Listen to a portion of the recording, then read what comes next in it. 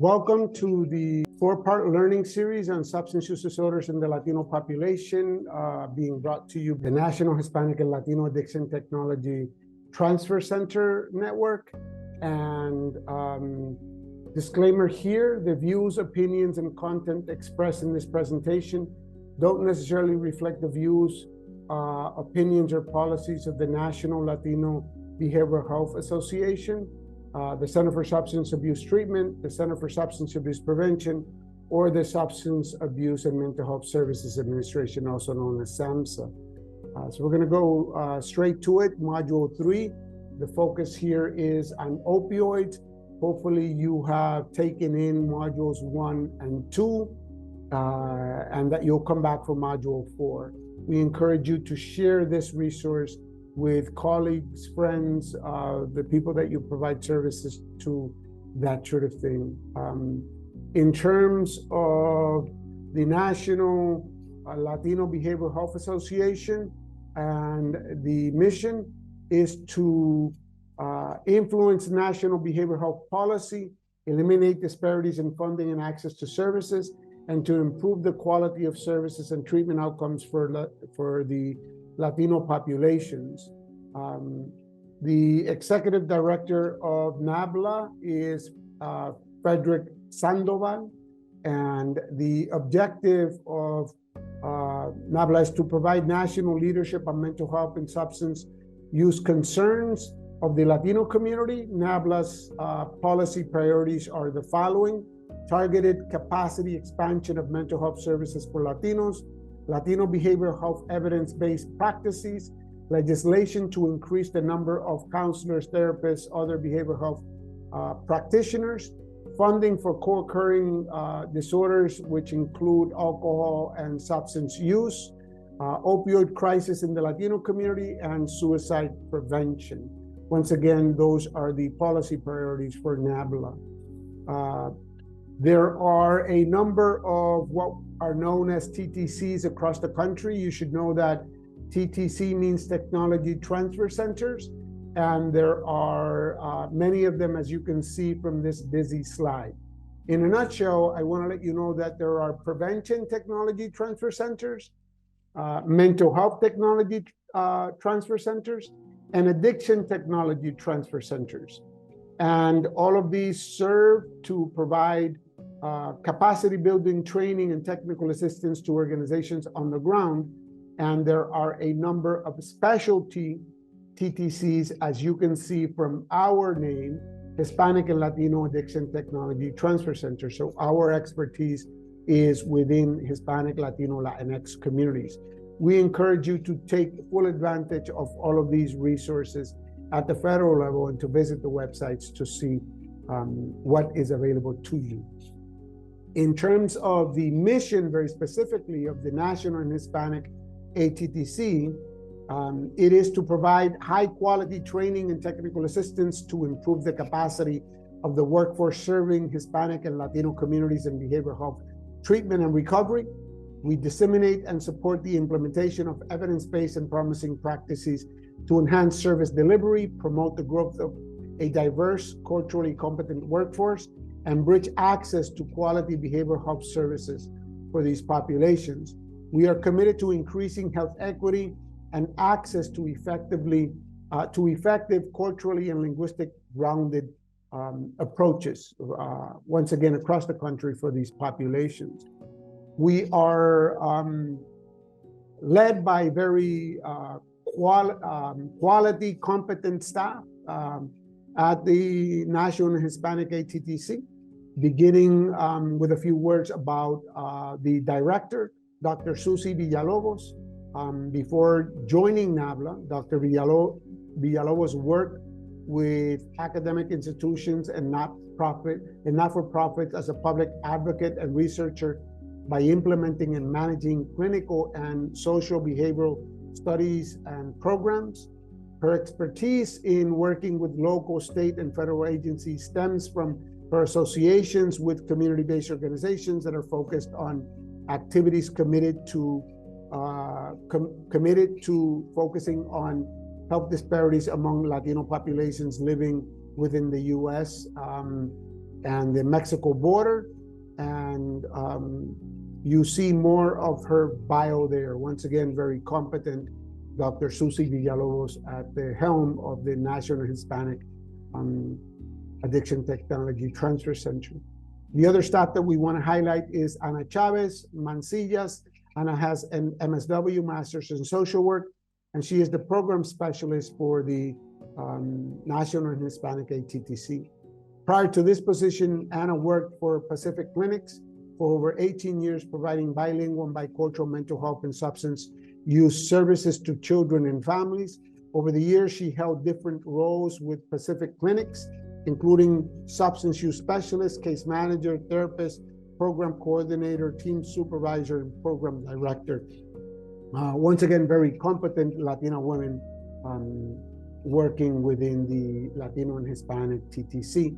We encourage you to contact them both or individually to request training, technical assistance, clarification, anything you want related to the Addiction Technology Transfer Centers. Moving on, today I am the presenter. My name is Janed Hernandez, and it is a pleasure to be here. Just to give you a little bit of what I do, I am Puerto Riqueño, I'm Puerto Rican, but I live in Massachusetts. I am the director of the Latino Addiction Counselor Education Program here in Massachusetts. In another role, I provide supervision, clinical supervision, to a team of doctors, nurses, recovery coaches, case managers, and medical assistants in a federally qualified health center. There we provide services that are medication-assisted treatment. We provide HIV services as well as hepatitis C services. We've cured over 200 people of hepatitis C with a 99% cure rate. In addition to that, I serve as a consultant on a number of federally funded projects by HRSA, SAMHSA, and CDC, including the TTCs across the country. And I serve on the Board of Directors of Faces and Voices of Recovery, and I am on the steering committee of the National Peer Recovery Center of Excellence funded by SAMHSA. I'm a certified prevention specialist. I'm certified and licensed as a drug and alcohol counselor at the reciprocal level, and you see that I have a PhD. I also want you to know that I have a GED, and my GED I got in prison. It was more difficult to get a GED in prison than to get a PhD out here for many different reasons. I am a person in long-term recovery, which for me means that I haven't used a drug, including alcohol, for the last 35 and a half years. That enables me to be a productive member of my familia, of my community, and to be able to do this work, and to meet and work with people like you who are doing awesome work across the country with many different populations. My framework and goal includes eliminating disparities and building equity. And I come from a social justice framework in terms of doing this work. So once again, Module 3 is around opioid use disorder and treatment, and we're going to get straight into it. Module 1 was around alcohol, Module 2 about tobacco, today is around opioids, and then Module 4 is around stimulants. We're going to encourage you to take them on, to share them with the people that you know, as I mentioned earlier. In terms of the highlights of Module 3, we're going to do an introduction to opioid use disorder. We're going to talk about opioid use in the Latino community, and we're going to talk about screening and treatment of opioid use disorder in Latino populations. And so that's going to be our outline for today. Beginning with this introduction on substance use disorders, amongst the Latinx population living in the United States, we want to draw your attention. If you're familiar with the DSM-5, good. If you're not, this is an opportunity to become a little bit more familiar, as well as to encourage you to take additional training. So the DSM-5 is actually the Diagnostic and Statistical Manual of Mental Disorders, and we are in our 5th edition of the manual. It defines substance use disorder as a constellation of behaviors involved in compulsive drug seeking. This includes impaired control of substance use, impaired social interactions with others because of substance use, includes family, friends, co-workers, that sort of thing. Risky drug use, in other words, substance use in hazardous settings. And then pharmacological changes. An example here is withdrawal symptoms that many people experience as a result of a substance use disorder. And then we ground all of this in understanding that addiction as the most severe chronic stage of a substance use diagnosis, which is characterized by substantial loss of self-control, manifesting in compulsive drug-seeking behavior, despite desires or attempts to discontinue use. So that is the grounding in terms of what we're talking about by way of substance use disorders. And once again, I encourage those of you who haven't been trained in the DSM to take a little bit more training, because this is what many of us use to diagnose someone with a substance use disorder. Here is the question for this module. What type of opioids account for more than half of overdose deaths in the United States? So what types of opioids? And I'm sure that right now you are aware that we are in the midst of what we're calling an opioid crisis impacting people across the country. And so in terms of providing sort of an answer and more context to the question, we know that the addiction crisis is deadlier than ever before. Overdoses are the #1 cause of accidental death in the country. According to the Center for Disease Control and Prevention, there were over 100,000 fatal overdoses in the US during the first year of the COVID-19 pandemic, from April 20th to April of 2020 to April of 2021, right? That is the highest number of overdoses ever recorded in a single year in the history of the US. And we know that synthetic opioids like fentanyl account for more than half of the overdose deaths. But there was also a 46% increase in overdose deaths from other stimulants like methamphetamines, and 38% increase in deaths from cocaine overdoses. We know that also that fentanyl has made its way into many drug supplies, and not just opioids, but it's been found in cocaine and methamphetamine and those sorts of things as well. So this is a little bit of context setting with this question so that we continue to understand the severity of the issues that we have in front of us. So once again, this whole section is around opioid use disorder, and we're gonna jump into the genetics of opioid use disorder very specifically. And studies of genetic epidemiology indicate that genes contribute to about 50% of vulnerability to substance use disorders, including opioid use disorders, right? So yet, identifying specific genetic variants for increased opioid use disorder risk has been difficult, which is likely to reflect in part that the fact that opioid use disorder, like other psychiatric disorders, is a polygenic disease. In other words, there are many different factors in terms of genetics. Genes influence brain development and function of brain circuits and the neurotransmitter systems that mediate the reactivity to the environment, including drug responses. In terms of the social determinants of opioid use disorder, we shift to that. So epigenetics, changes caused by modification of gene expression rather than alteration of the genetic code itself. Studies have also started to assess the effects of social stressors on the brain development on the development of the human brain, I should say. And these studies are relevant for understanding why social stressors increase the risk for substance use disorders and psychiatric disorders, vulnerability to opioid use and opioid use disorder. On average, these premature deaths involve 10 years of life years lost for folks who are identified in this way. And we all know that 10 years lost or any year lost is not something to take lightly. Coming back to what I mentioned earlier around the opioid crisis, the epidemic of drug overdoses in the US has been tracking along an exponential growth curve since 1979, way before the surge of opioid prescribing in the mid-90s. So, people have been dying for a very long time.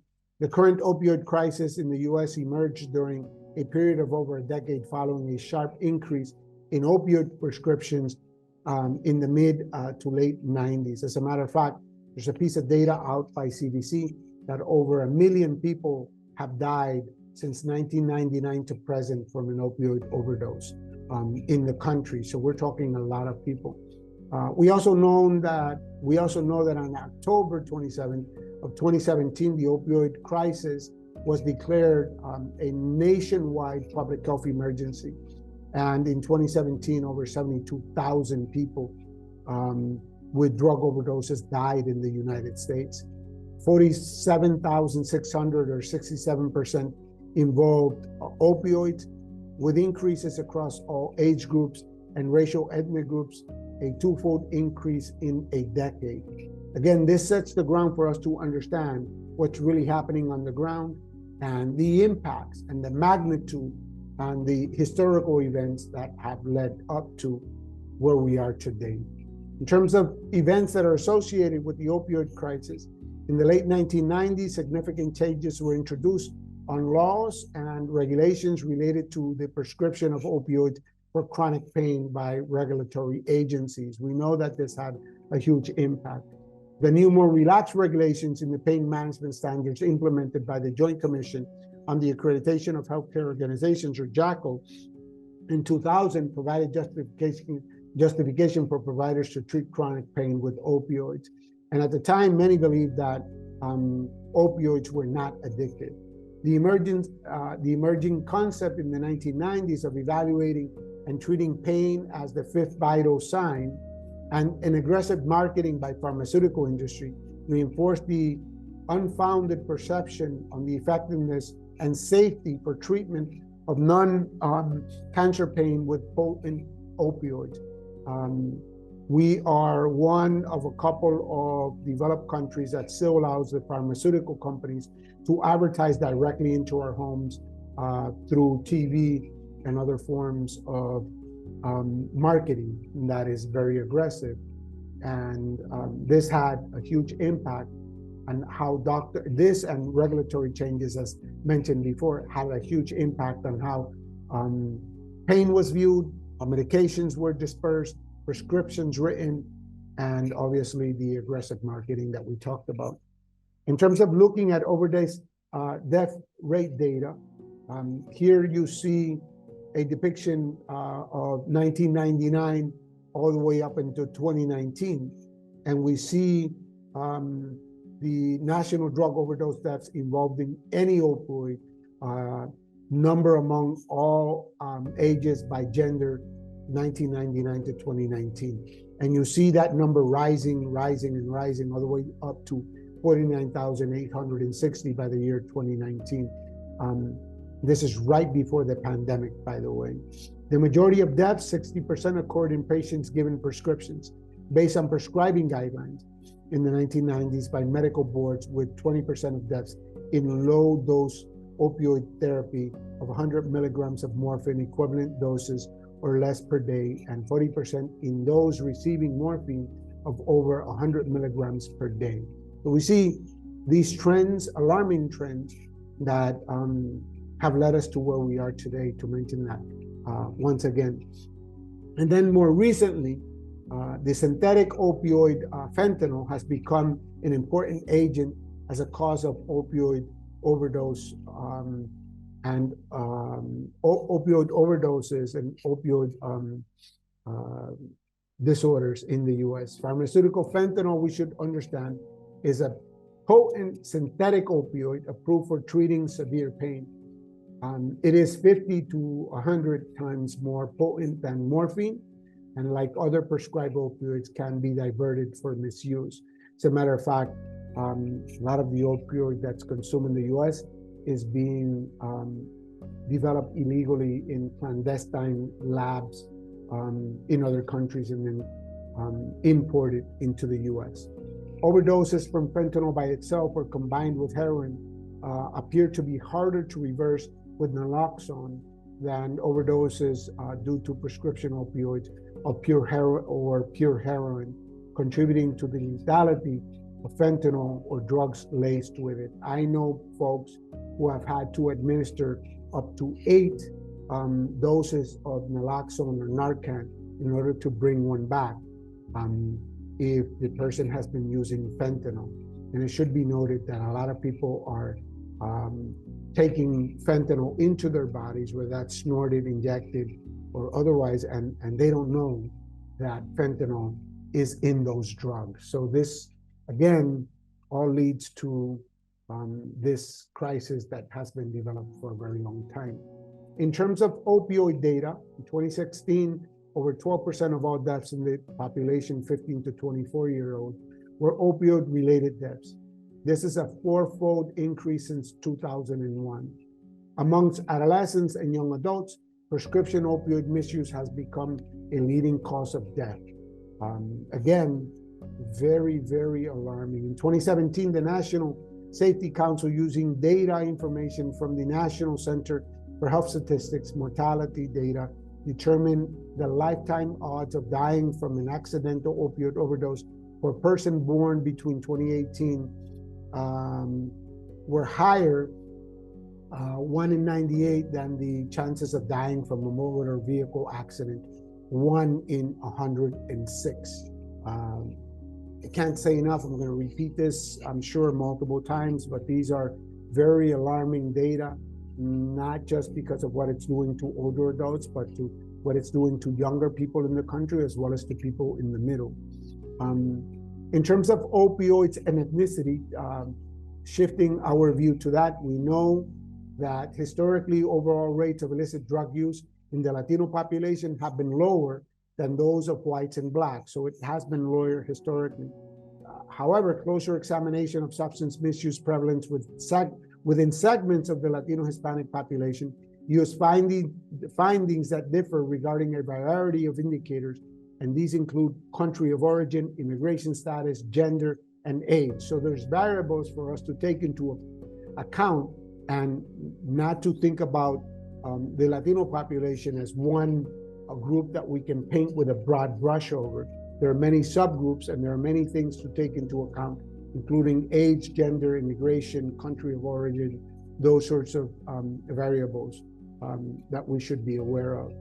Here you see the figure represents the quarterly emergency department visits in Florida in a majority non-Hispanic white, majority non-Hispanic black, and majority Hispanic communities per 100,000 population in the corresponding communities. And basically you see that the majority white is the blue indicator, majority black is in orange, and then majority Hispanic is in gray. And we see disproportionate impact here all over the place.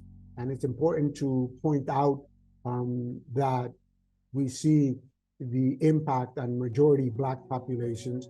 This should not minimize the impact on Hispanic or white populations, because all communities are being touched and impacted by this issue across the country.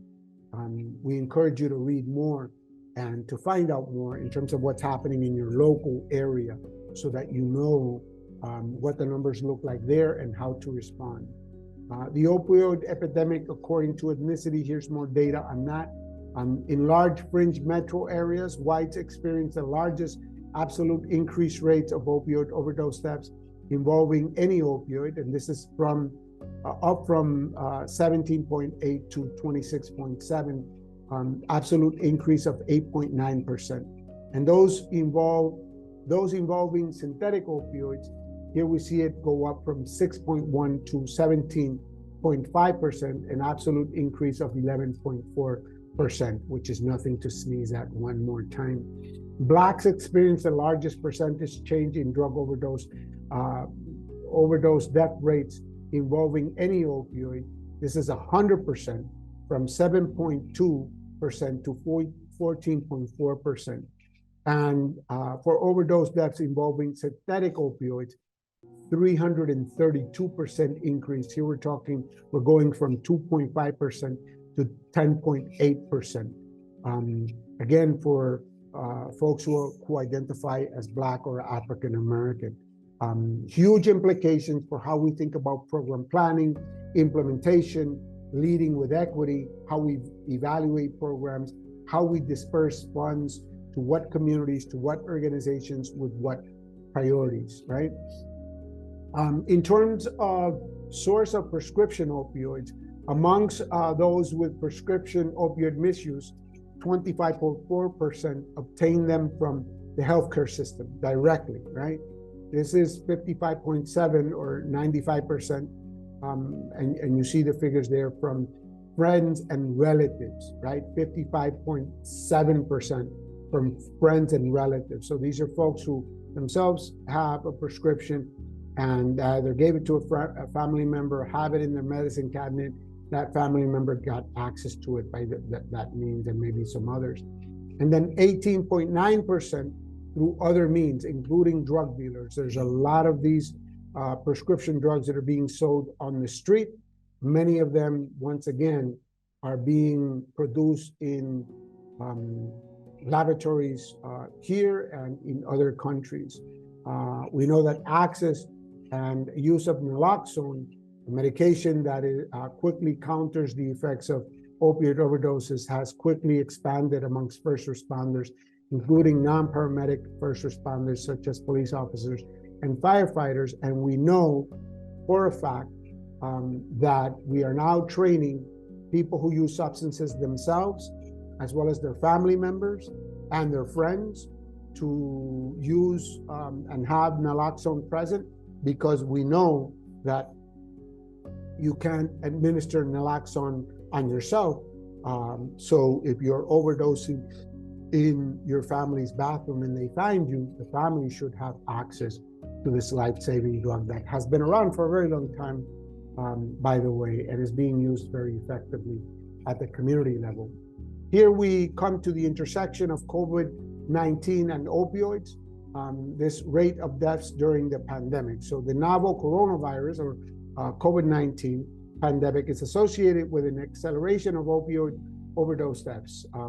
Over 81,000 drug overdose deaths occurred in the United States in a 12-month period ending in May of 2020. This is data shared with you earlier.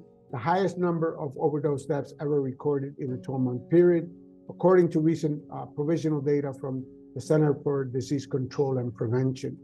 And so we see increases in overdoses.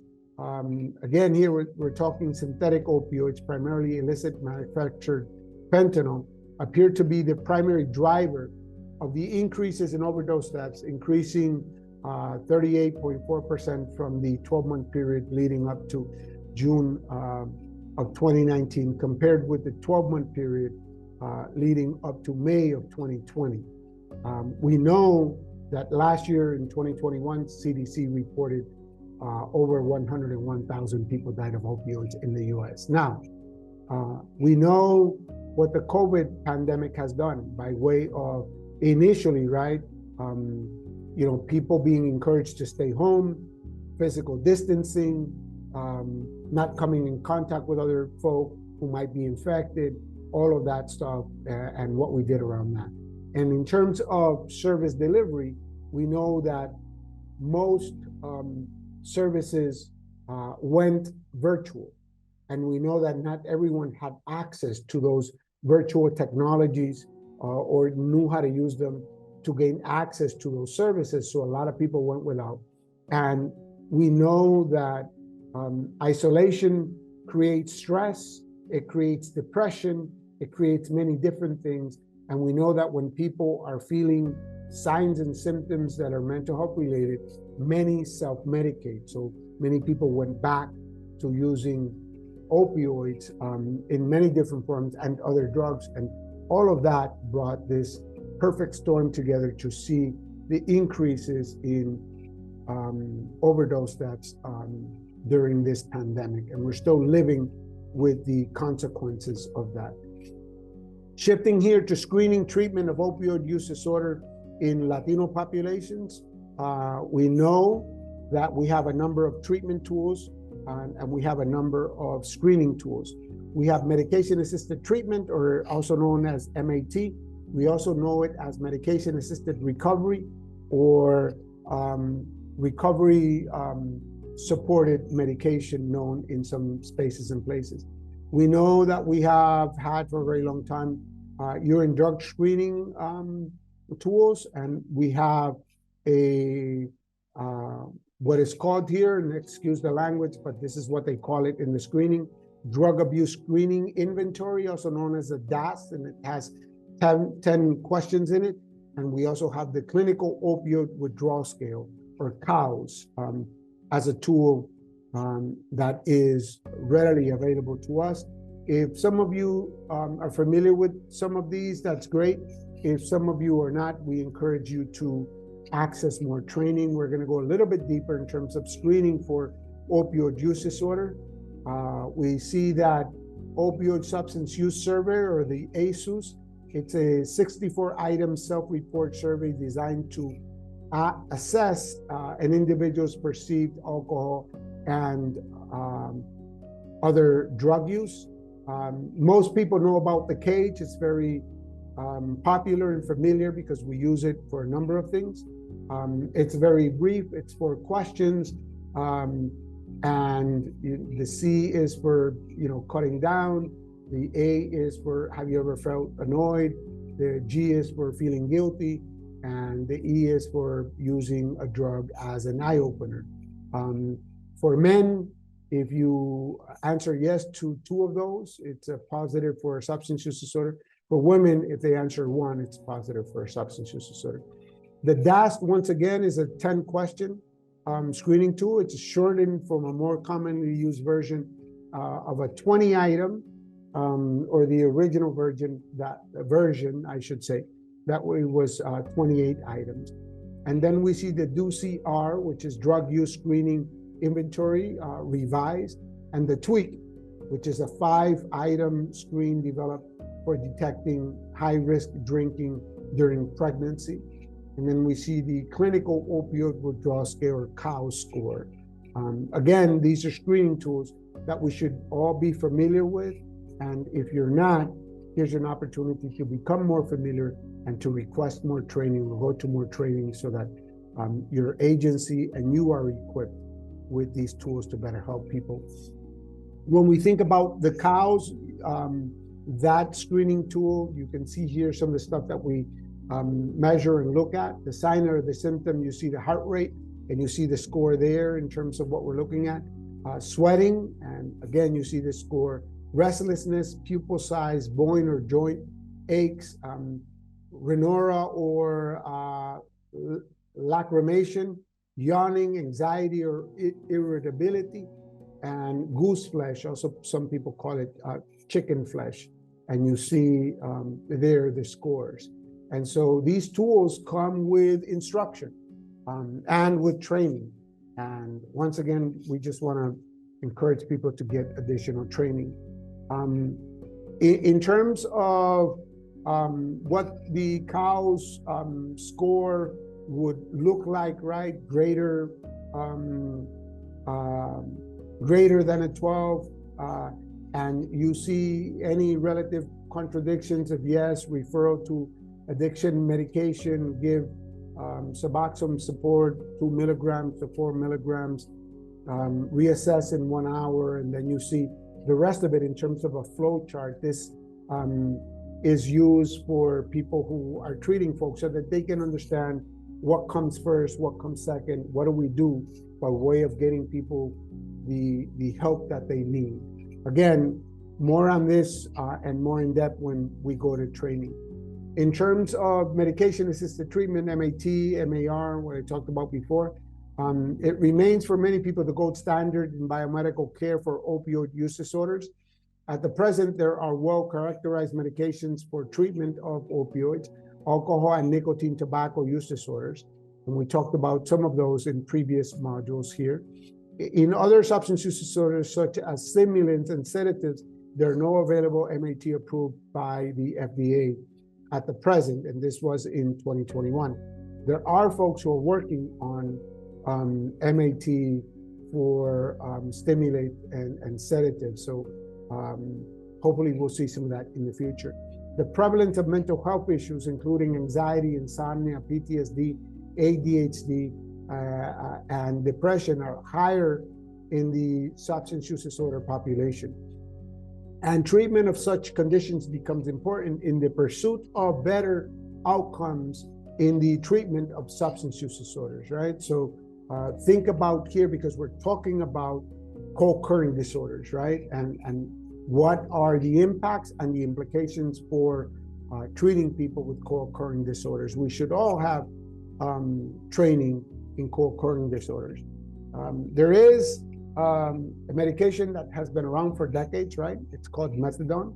We know it as methadone maintenance. It was first widely used as an opioid replacement therapy to treat heroin dependence, and it remains the best research treatment for this problem.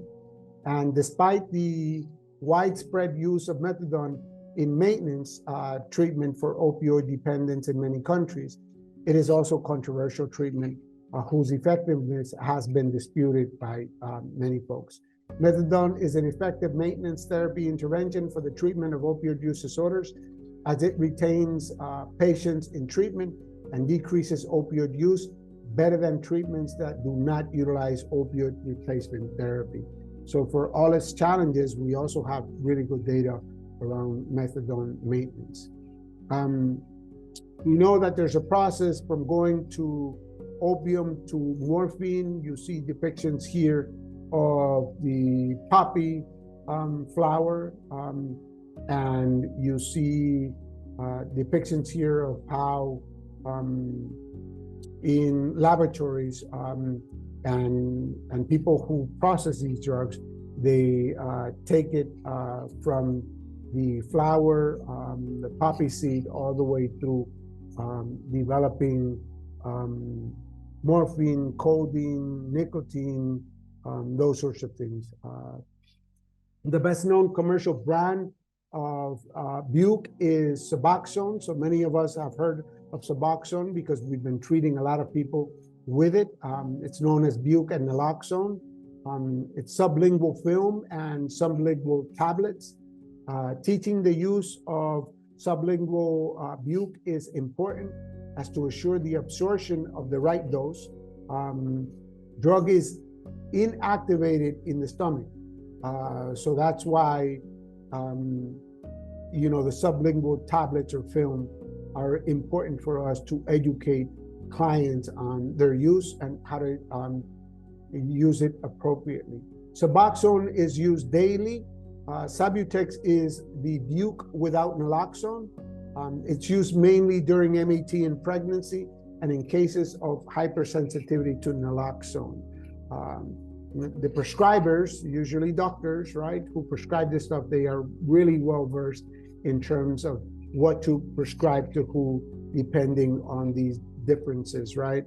If it's a pregnant woman or someone who has hypersensitivity to naloxone. So it's important to consult with doctors on all of this. The Drug Abuse Treatment Act, this is data, this is called data of 2000, allowed opioid detoxification and primary addiction treatment in the office-based setting with schedules 3, 4, and 5 agents approved for opioid use disorder treatment.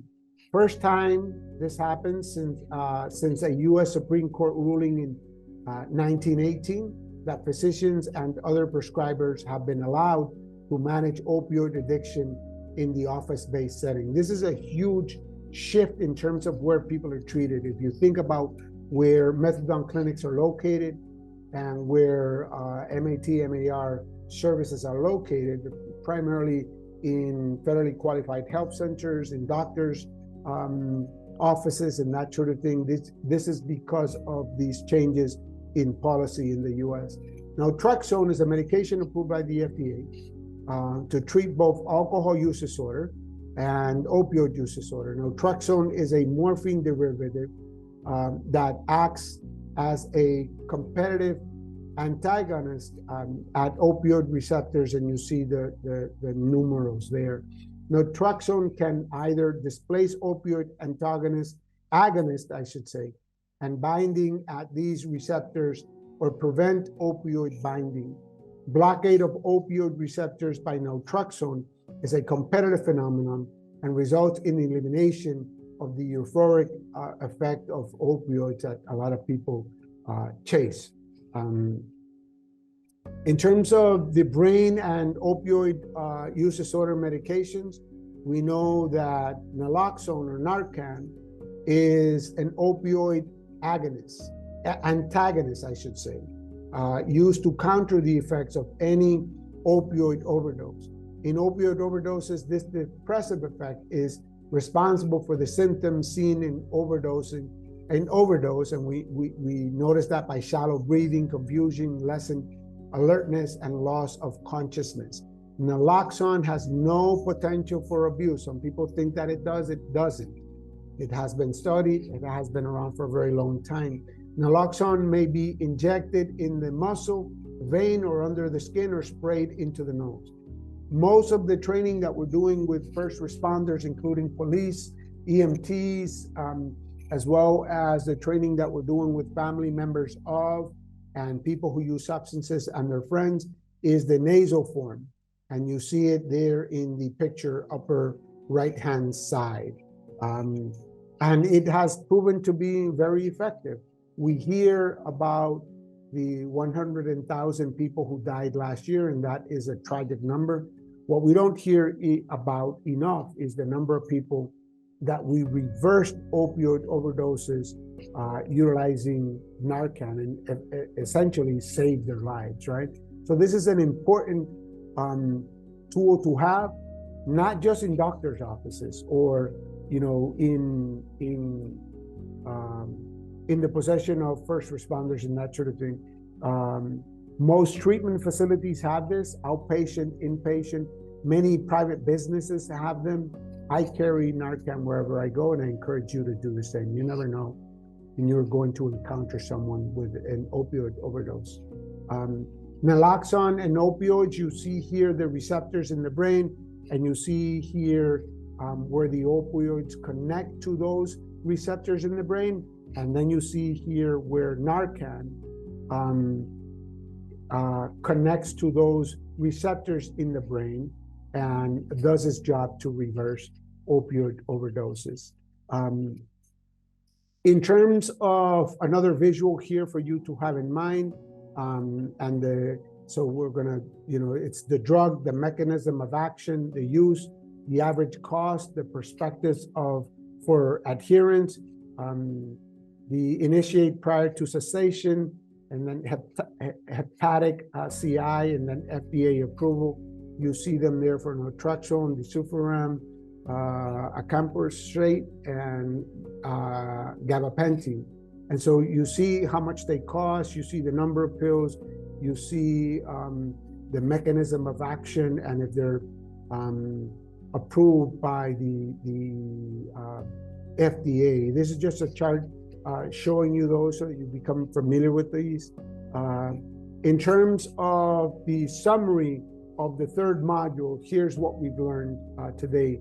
We know that genes influence brain development and function of the brain circuits and neurotransmitter systems that mediate the reactivity of the environment, including drug responses. We know that medication-assisted treatment, medication-assisted recovery remains for many as the gold standard of biomedical care for opioid use disorders. At the present, there are well-characterized medications for treatment of opioids, alcohol and nicotine tobacco use disorders, and we talked about some of those in previous modules. And then we know that naltrexone can either displace opioid agonists from binding at these receptors or prevent opioid binding. Blockade of opioid receptors by naltrexone is a competitive phenomenon and results in elimination of the euphoric effect of the opioids. So that's what we've learned. We want to thank you very much. So muchas gracias for joining, for going all the way through this module with us. And we want to encourage you to share this information and the availability of these modules with colleagues, friends, and other people who might be interested. We look forward to seeing you in Module 4. Enjoy the rest of your day.